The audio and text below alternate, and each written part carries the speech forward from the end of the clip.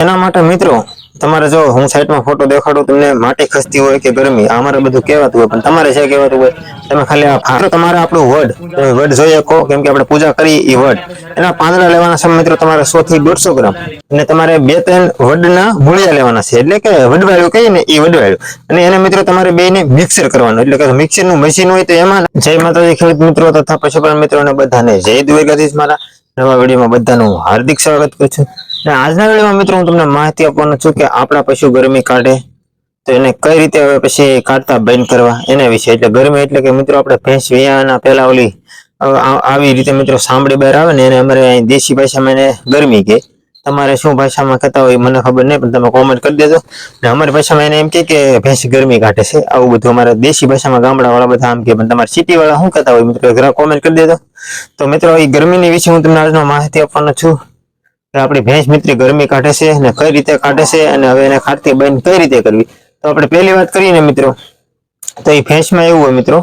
કે આપણે ભેંસ ગાભણી હોય ને તો ગરમી કાઢે ગાભણી ન હોય ને તો ન કાઢે અને એ ગાભણી છે પછી મિત્રો 4 મહિને 5 મહિને આવી રીતે ગરમી કાઢવાની શરૂઆત થાય ધીમે ધીમે પછી મિત્રો એ જેમ વિયાવા નજીક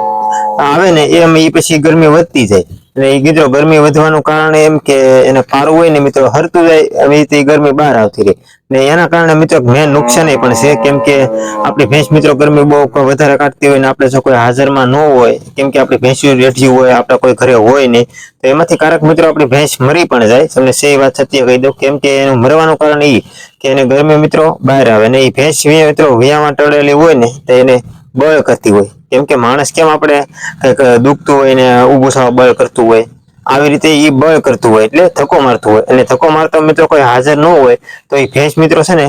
ગરમી હાવ ઠલવાઈ જાય એટલે કે ગરમી બહાર નીકળી જાય અને પછી મિત્રો કોઈક નજીક હોય તો એને પછી આપણે ગરમી એક ગુણિયાનો ગાભો લઈ લીધો નાખી દઈએ તો ચાલે પણ આપણે કોઈ હોય નહીં ને 1.5-2 કલાક એવો સમય થઈ ગયો હોય તો મિત્રો પણ ભેંસ મરી જાય છે એટલે આવી ભેંસો મિત્રો તમારે કોઈને હોય ગરમી કાઢવાની આવી કાઢતી હોય તો તમારે કાંઈ કરવાનું નહીં કેમ કે 5-6 મહિના સી જાય પછી એમ થાય કે હવે ગરમી કાઢવાની શરૂઆત થઈ ગયું એટલે તમારે મિત્રો એક માણસને ભેંસને પાસે આજુબાજુ રહેવું જરૂરી છે કારણ કે આવા કારકને આપણે ભેંસ હાથમાંથી બનવી જો આપણે હાજરી હોય મિત્રો ને આમ આપણને થયું કે મિત્રો બેઠી હોય ને તાર જ ગરમી કાઢે ઊભી ભેંસ પણ ન કાઢે તો એ બેઠી હોય ને આપણને એમ થાય ગરમી થોડીક નીકળી છે ને આ બળ કરે છે ભેંસ તો આપણે મિત્રો એને છે ને ઊભી કરી નખાય કારણ એને આ પાસેથી આમ પાટો સેજ મારો ને પડખેલી તો પણ એ ઊભી થઈ જાય કેમ કે એને દુખતી હોય એટલે એવી રીતે ઊભી કરી નાખવી જોઈએ અને જો કોઈ હાજર ન હોય મિત્રો તો એવી પશુને આપણે ક્રમશઃ રાખવો જોઈએ અને મિત્રો કાઢવાની વાત હવે આપણે કરીએ મેન મુદ્દા પર તો એ કાઢવાનું મિત્રો એને એવું હોય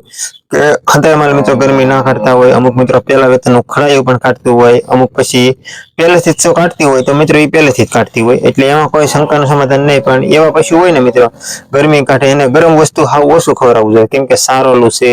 પછી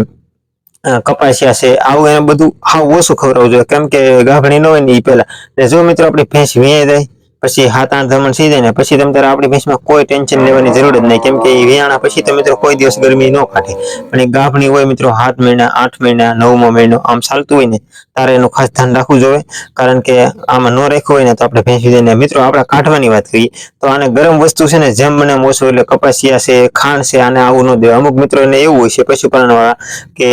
બધા એમ કહે ને કે કપાસિયાથી ગોળ આવું બને તો અમુક મિત્રો પેલા ખડાયા હોય ને પેલા વેતન એને દેતા હશે પણ આપણે મિત્રો પેલા વેતનમાં કોઈને ખબર ન હોય તમને મને તો આપણે હું દેતો હોય તમે દેતા હોય પણ જો એવી ગરમી કાઢતું હોય એમ ખબર પડવા મળી તો પછી ત્યાંથી કપાસિયા દેવાનું બંધ કરી દેવાય ને આપણને એકવાર ખબર પડી ગઈ તો એના પછી હમુથા કપાસિયા ને ગરમ વસ્તુ હાવ એટલે હાવ ઓછું દીધી હોય કેમ કે ગરમ વસ્તુથી ગરમી હોય એટલે ડબલ ગરમી થાય અને આનાથી બહાર કાઢે ચામડી કહી ને ઈ તો એના માટે મિત્રો આપણે છે ને એને પહેલા તો મારું એવું કેવું છે કે જો તમારે એવી ભેંસું હોય ને તો વ્યાય જાય ને પછી તમારે ગાભણી તો કોઈ ન લે કેમ કે ખબર પડે પછી એમાં મિત્રો બહુ કાંટી હોય તેને પછી આપણે વાંહેથી વાહેલા ટાટિયા છે ને એનાથી બાંધવી પડે નકર આમાંથી ભેંસ ઠલવાઈ જાય એટલે આપણે દોરીથી બાંધવી પડે પછી મહેનત કરવી પડે અને એક જણાથી કાંઈ થાય નહીં ઠલવાઈ ગઈ હોય તો 2-3 જણા જોવે અને આપણા મિત્રો વાડી બાડીમાં રહેતા હોય પછી ઓલાનો તબેલો હોય તો આપણા મિત્રો માણસને ત્યાં ભેગા કરવા બહુ ઝાઝો સમય લાગે ને ત્યાં આપણી ભેંસનું પૂરું થઈ જાય તો એવી ભેંસ હોય ને મિત્રો વ્યાય જાય ને પછી તમારે મહિનો થાય ને એટલે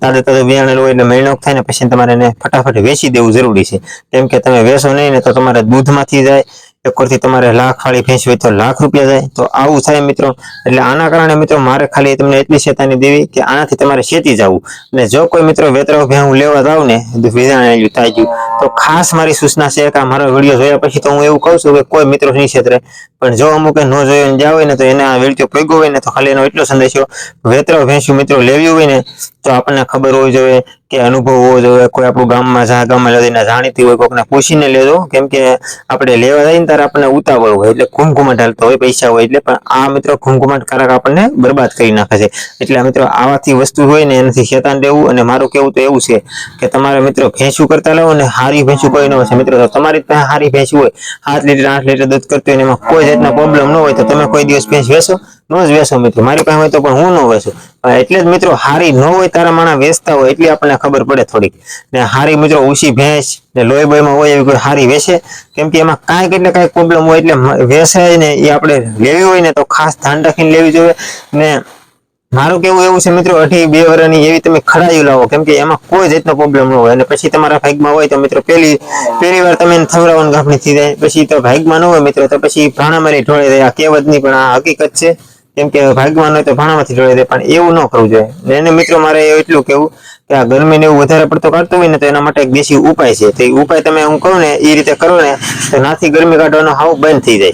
તો એના માટે મિત્રો તમારે જો હું સાઈડમાં ફોટો દેખાડું તમને, માટી ખસતી હોય કે ગરમી, અમારે બધું કહેવાતું હોય. પણ તમારે છે કહેવાતું હોય, તમે ખાલી આ વિડીયો સેટ સુધી જોયું છે તમને બધું. તો એના માટે મિત્રો તમારે આપણું વડ, તમે વડ જોઈ શકો. કેમ કે આપણે પૂજા કરી એ વડ, એના પાંદડા લેવાના છે મિત્રો તમારે 100 થી 150 ગ્રામ. અને તમારે 2-3 વડના મૂળિયા લેવાના છે, એટલે કે વડવાળું કહીએ ને એ વડવાળું. અને એને મિત્રો તમારે બેને મિક્સર કરવાનું, એટલે કે મિક્સરનું મશીન હોય તો એમાં, નકર તમે તમારા મિત્રો ખાંડીમાં ખાંડી પણ શકો. અને મિક્સર કરીને અને એની મેલ પર મિત્રો તમારે 100 ગ્રામ જેટલું, 100 થી 150 ગ્રામ જેટલું ઘી લેવાનું છે. કેમ કે આપણે દેશી ગાય હોય એનું પણ તમારે ઘી લેવાનું છે અને એને અંદર મિક્સર કરી નાખવાનું છે. એટલે એક મેં આપણે કેમ છાની ભેગી મિત્રો ભૂકી નાખીને આપણે પાકી જાય એવી રીતે એક મેં, એ રીતે તમારે એક મેં. અને પછી મિત્રો તમે છાશ ખવડાવતા હોય, ખાંડ દેતા હોય સાંજે સવારમાં, તો તમે આ 2 ટાઈમમાંથી ગમે ત્યારે એક ટાઈમ ખાંડ દેતા હોય તો એની ભેગું તમારે નાખી દેવાનું છે. અને આ મિક્સર એટલે તમારું પશુ ખાંડની સાથે ખાઈ જાય છે. એટલે આરામથી તમારે ખવડાવવામાં કોઈ જાતની તકલીફ નહીં પડે. અને બીજી વાત એ મિત્રો કે તમને ખબર પડી ગઈ છે કે અમારી ભેંસ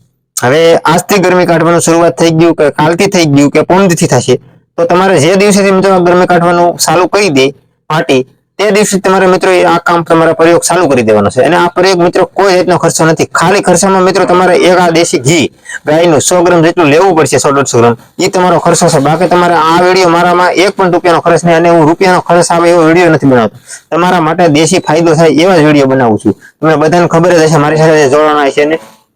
તો આને મિત્રો તમારે જે દિવસે શરૂઆત થાય તે દિવસે તમારે શરૂ કરીને 7 થી 8 દિવસ આ પ્રયોગ એક ધારો ચાલુ રાખવાનો અને કન્ટિન્યુ રાખવાનો. એક દિવસ કરવાનો, એક દિવસ નહીં કરવાનો એમ નહીં. ડેલી માટે 7 થી 8 દિવસ કરશો એટલે તમને રિઝલ્ટ મળવાનું શરૂ થઈ છે. અને તમને ખબર પડી ગઈ કે મિત્રો અમારી ભેંસુને કે ગાયને રિઝલ્ટ હવે મળવા માંડ્યું છે. એટલે પછી તમારે મિત્રો એ જ્યાં સુધી બંધ ન થાય ત્યાં સુધી તમારે ચાલુ રાખવાનું. 10 દિવસમાં બંધ થાય તો 10 દિવસ પછી બંધ, 15 દિવસે થાય તો 15 દિવસ. એટલે થોડીક મિત્રો મહેનત પણ કરવી પડશે આપણા પશુ માટે, કેમ કે આપણો પશુ છે ત્યારે આપણે છે. તો બસ મિત્રો આ માટેની આ પ્રોબ્લેમની માહિતી મેં આ વિડીયોમાં આપી દીધી. તો તમને કેવી લાગી મને ચોક્કસપણે કોમેન્ટ કરવાનું ના ભૂલતા. જો ગમ્યું હોય તો મને કોમેન્ટમાં જવાબ દેજો, અને ન ગમ્યું પણ તો કોમેન્ટમાં જો જેને ગમ્યું હોય એ લાઈક, શેર અને સબસ્ક્રાઇબ કરવાનું ના ભૂલતા. અને તમારા મિત્રોને વધુમાં વધુ શેર કરજો. તમારા બીજા કોઈ મિત્રોને પશુપાલનનું કરતા હોય અને એને આ પ્રશ્ન સાતો હોય અને કોઈ જાતનો એનો ઉકેલ ન મળતો હોય તો આપણી ચેનલને મિત્રો વિડીયો શેર કરી દેજો. એટલે એ મિત્રો પણ તમારી સાથે સાથે આ માહિતી લઈ અને ઉપાય ચાલુ કરે. તો મળ્યા બીજા નેક્સ્ટ વિડીયોમાં. ત્યાં સુધી બધાને જય માતાજી, બાય બાય, ટાટા.